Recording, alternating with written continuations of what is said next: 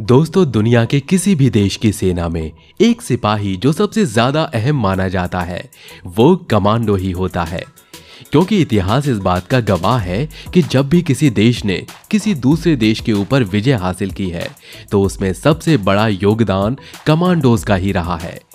दुनिया के अलग अलग देशों में कमांडोज को ट्रेनिंग देने का तरीका अलग अलग होता है। भारत की अगर बात करें तो हमारी सेना में कई तरह के कमांडोज होते हैं, लेकिन उन सभी में सबसे ज्यादा खास पैरा कमांडोज को माना जाता है। क्योंकि पैरा कमांडोज की ट्रेनिंग दूसरे कमांडोज की तुलना में काफी ज्यादा मुश्किल और खतरनाक होती है। और आज की हमारी इस वीडियो में हम आपको भारत के पैरा कमांडोज के साथ ही हमारे पड़ोसी देशों के कमांडोज की ट्रेनिंग के बारे में भी बताएंगे, जिससे आपको इस बात का सही अंदाजा हो जाएगा कि हमारे देश के पैरा कमांडो दूसरे देश के कमांडोज से कितने अलग होते हैं। तो चलिए दोस्तों, अब बिना कोई देर किए इस मजेदार वीडियो को शुरू करते हैं। 36 hours stress training camp para commando. दोस्तों, जैसा कि हमने आपको बताया कि हमारी भारतीय सेना का सबसे खास सिपाही एक पैरा कमांडो ही होता है, इसलिए इनके चयन से लेकर इनकी ट्रेनिंग तक की पूरी प्रक्रिया भी दूसरे कमांडोज से बिल्कुल अलग और बेहद खास होती है। पैरा कमांडोज का चयन आम लोगों में से करने के बजाय भारतीय सेना के विभिन्न रेजिमेंट में मौजूद जवानों में से किया जाता है। यानी पैरा कमांडोज बनने के लिए सिर्फ वही लोग योग्य होते हैं जो पहले ही अपनी ट्रेनिंग पूरी करके एक सिपाही बन चुके होते हैं। इन सिपाहियों का चयन हो जाने के बाद सबसे पहले इन्हें 3 से 6 महीने की एक स्पेशल ट्रेनिंग करवाई जाती है और ये ट्रेनिंग पूरी हो जाने के बाद अंत में 36 घंटे की एक स्ट्रेस ट्रेनिंग करवाई जाती है।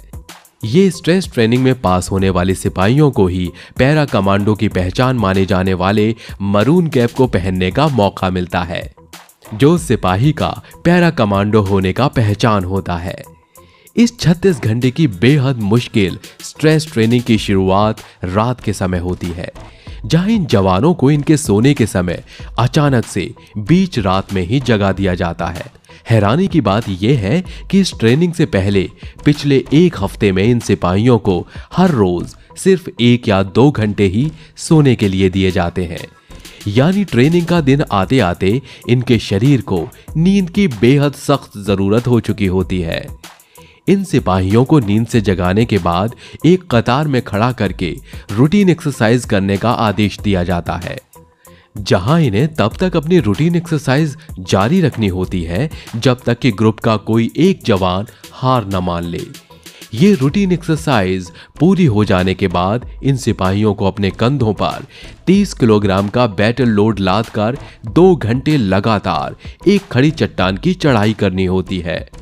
पहाड़ी पर चढ़ाई का ये सफर कुछ 10 किलोमीटर लंबा होता है और इन सिपाहियों को हर हाल में ये दूरी 2 घंटे के अंदर ही तय करनी होती है। जो सिपाही ऐसा करने में नाकाम हो जाता है उसका सफर वहीं खत्म हो जाता है। इस टास्क को पूरा करने के बाद इन जवानों को अपने किसी भी एक साथी को कंधे पर बैठाकर आगे बढ़ना होता है।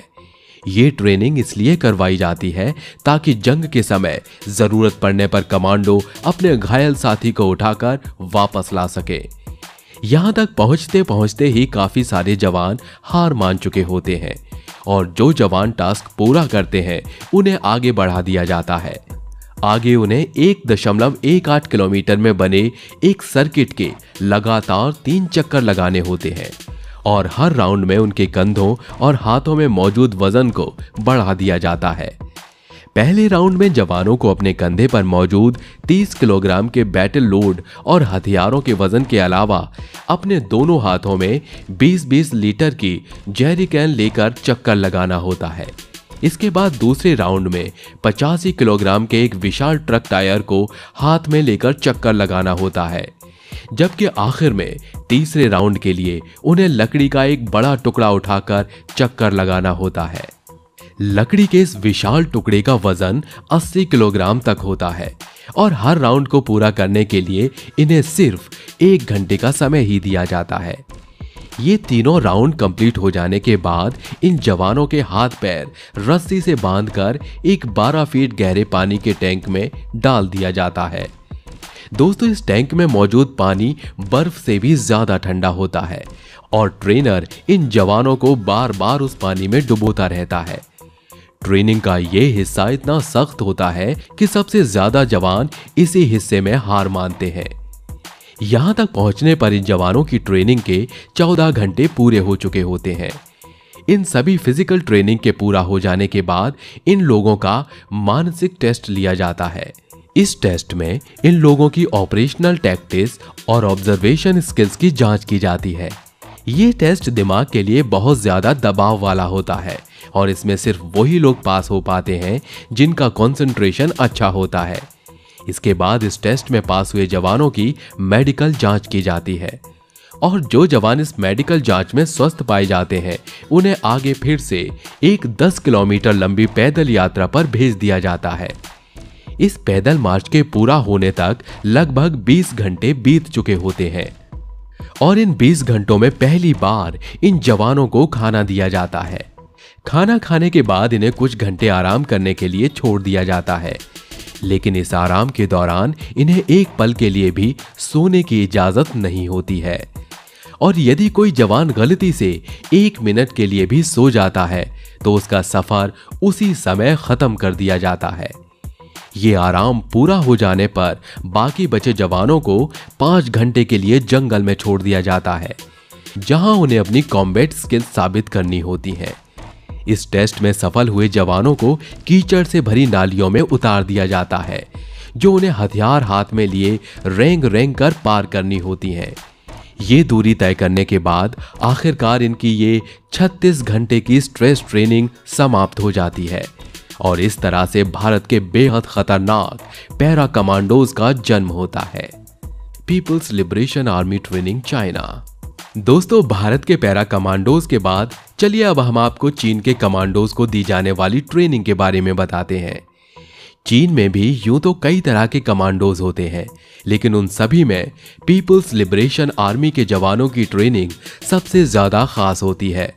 अब यूं तो दुनिया के दूसरे देशों के कमांडोज की तरह चीन के इन कमांडोज की ट्रेनिंग भी बेहद मुश्किल होती है, लेकिन इनकी ट्रेनिंग का एक हिस्सा ऐसा भी होता है जो दुनिया में और कहीं भी देखने को नहीं मिलता है। दरअसल इन जवानों को अपनी ट्रेनिंग पूरी करने के लिए एक असली एक्टिव ग्रेनेड के साथ पास द पार्सल गेम खेलना होता है। ये लोग एक गोल घेरा बनाकर एक दूसरे को तब तक ग्रेनेड पास करते रहते हैं जब तक कि कोई एक जवान उसको जमीन में बने गड्ढे में ना फेंक दे। वैसे देखा जाए तो ये ट्रेनिंग कम और चीनी सैनिकों का पागलपन ज्यादा नजर आता है। Gorkha boot camp. दोस्तों हमारे भारत के गोरखा जवानों को दुनिया के सबसे खतरनाक और निडर सैनिकों में शुमार किया जाता है। इन जवानों के बारे में ये कहा जाता है कि इन्हें मौत से बिल्कुल डर नहीं लगता है और अपने देश के लिए ये हर समय जान देने के लिए भी तैयार रहते हैं। इन जवानों की भर्ती के लिए हर साल बूट कैंप का आयोजन किया जाता है, जिसमें 10,000 से ज्यादा नौजवान गोरखा बनने के लिए भाग लेते हैं। लेकिन इन हजारों युवाओं में सिर्फ कुछ जवान ही आगे की ट्रेनिंग के लिए सिलेक्ट हो पाते हैं और उनमें से भी सिर्फ कुछ ही जवान ट्रेनिंग को कंप्लीट करके गोरखा बन पाते हैं, क्योंकि सबसे पहले कई अलग अलग टेस्ट करके इन हजारों जवानों में से सिर्फ कुछ युवाओं को ही चुनकर आगे भेजा जाता है। इन चुने हुए युवाओं की मुख्य ट्रेनिंग शुरू होने से पहले इन्हें अपने कंधों पर 25 किलोग्राम वजन लाद कर चढ़ाई वाले इलाके में लगभग 1 घंटे की रेस में सफल होना पड़ता है। रेस में सफल हुए जवानों को कुछ बेसिक ट्रेनिंग देने के बाद आगे की ट्रेनिंग के लिए बेस कैंप में भेज दिया जाता है। यहीं पर इन लोगों की असली ट्रेनिंग शुरू होती है और इस ट्रेनिंग के बाद ये जवान एक फौलादी सिपाही बनकर ही बाहर निकलते हैं। गोरखा सिपाही सिर्फ भारतीय आर्मी ही नहीं बल्कि नेपाल और ब्रिटिश आर्मी का भी हिस्सा हैं। तीनों सेनाओं में गोरखा रेजिमेंट के सिपाही नेपाल से ही रिक्रूट किए जाते हैं। Special service group Pakistan. दोस्तों यूं तो पाकिस्तान की सेना हमारे भारत की सेना से हमेशा ही जंग में हारती रही है, लेकिन पाकिस्तान की स्पेशल सर्विस ग्रुप यानी एसएसजी के जवानों की ट्रेनिंग भी बेहद मुश्किल और काफी खास तरीके से की जाती है। जिस तरह दुनिया की बाकी स्पेशल फोर्सेस के जवानों की ट्रेनिंग कठिन होती है, ठीक उसी तरह पाकिस्तान के एसएसजी के जवानों को भी टफ ट्रेनिंग करके खुद को साबित करना होता है। इस ट्रेनिंग की शुरुआत 12 घंटों में 36 मील की दूरी तय करने वाली एक बेहद मुश्किल रेस से होती है। इसके बाद इन जवानों को सभी तरह के आधुनिक और पारंपरिक हथियारों को चलाने की ट्रेनिंग दी जाती है। हथियार चलाना सीखने के बाद इन्हें पहाड़ों, जंगलों और पानी के अंदर सरवाइव करना सिखाया जाता है। इस ट्रेनिंग के दौरान इन सिपाहियों को कई दिन लगातार भूखा भी रखा जाता है, ताकि ये लोग मुश्किल परिस्थितियों में भूखे रहकर भी अपने दुश्मनों का सामना कर सकें। और इन सभी ट्रेनिंग को पूरा करने के बाद ही ये जवान एसएसजी का हिस्सा बन पाते हैं। बाकी दोस्तों, हमारी आज की इस वीडियो में बस इतना ही। आपको ये वीडियो कैसा लगा हमें कमेंट करके जरूर बताइए। वीडियो अच्छा लगा हो तो वीडियो को लाइक और शेयर जरूर करिए। हम ऐसे ही रोमांचक वीडियो आपके लिए हर रोज लेकर आते हैं। धन्यवाद।